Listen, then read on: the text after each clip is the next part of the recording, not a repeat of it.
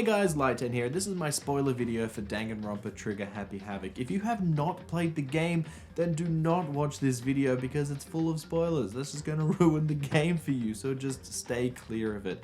If you want my review of the game, then you can check out the card if I've pointed to the right corner, which does not have any spoilers, so you can check out my thoughts and feelings of the game there. Otherwise, spoilers ahead, you have been warned.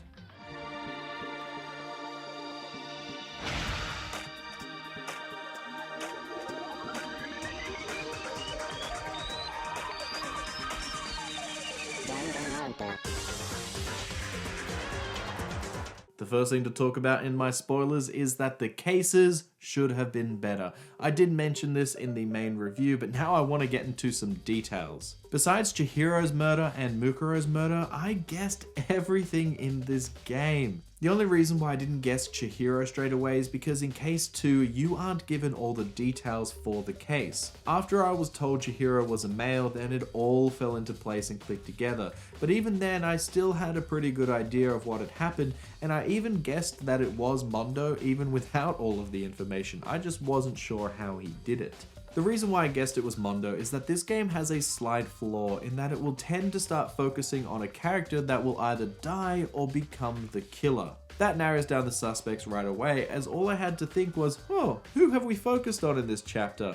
And it's usually right. Right before Chihiro dies, Mondo and Taka are the focus of the chapter, so it's a good chance that one of those guys will be the killer. Following this and the clues that you get in the investigation, I usually narrow down my guess of the killer to 1 or 2 people. The last 2 cases though were pretty good, with case 5 probably being my favorite. Though some of the logic that they use is a little odd. Like they proved that the secret killer that tried to kill Makoto isn't Kyoko or Mukuro because you can see their hand and it doesn't have a tattoo or scarring, so therefore it can't be them. When they're trying to find out the identity of the body, they figure out it's Mukuro because of the tattoo on the back of the hand. Then they deduce that this character was pretending to be Junko because Junko's death had all those stab wounds and this body has all of those stab wounds as well. But there's one problem, Junko didn't have a tattoo on the back of her hand.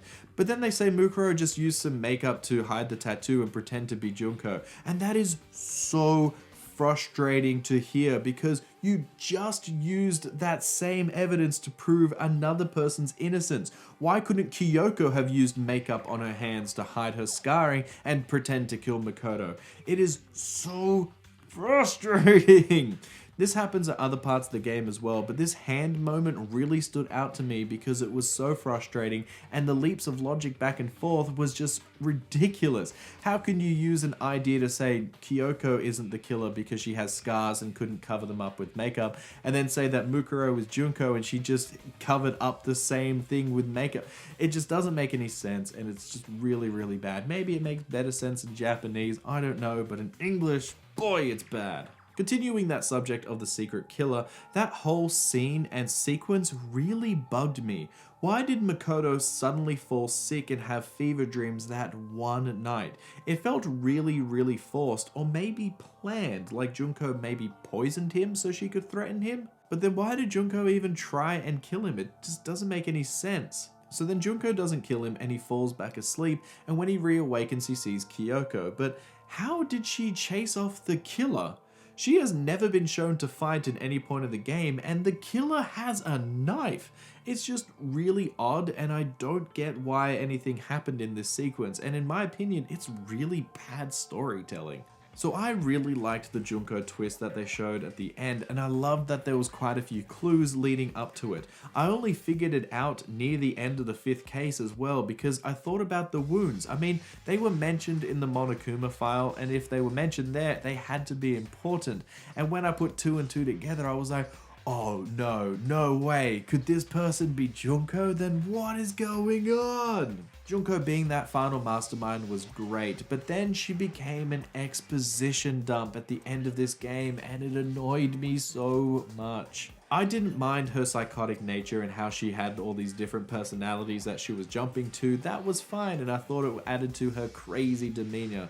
I just didn't like the subject matter that she was talking about. I mean, that final trial goes for hours and hours, and it's mostly listening to Junko go on and on about the clues that she put down and the tragedy, how she took power, and why all of this is happening. I like that we get a few solid concrete answers to the game, but there's quite a few things left vague as well, which is strange seeing as how so much of this is exposition anyway.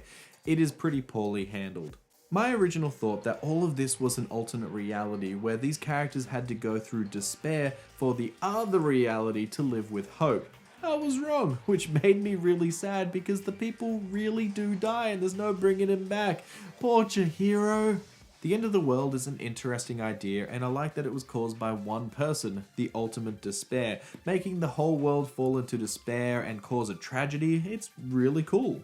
Too bad it's kept really vague and teased as sequel bait. Ugh, even Toko, who has a split personality, didn't have much information about this. I'm sure that Genocide Jack should have known more, and she would have gotten confused when listening to certain people talking about different things. She was around during the tragedy and the school life of the class, and even when they decided to convert this into a shelter, so she has known these people for the last 2 years. I'm sure in some of that time she would have manifested and learnt something. It is such a cop-out that she can only confirm that something bad has happened like the tragedy, but have absolutely no detail about it. Why didn't she talk about how they all knew each other or why the entire class was there except for one person? I feel like she would know much more, but she doesn't for plot convenience. That is part of the reason why I hate Toko, because she is just badly written, which is ironic because she's the ultimate writing prodigy.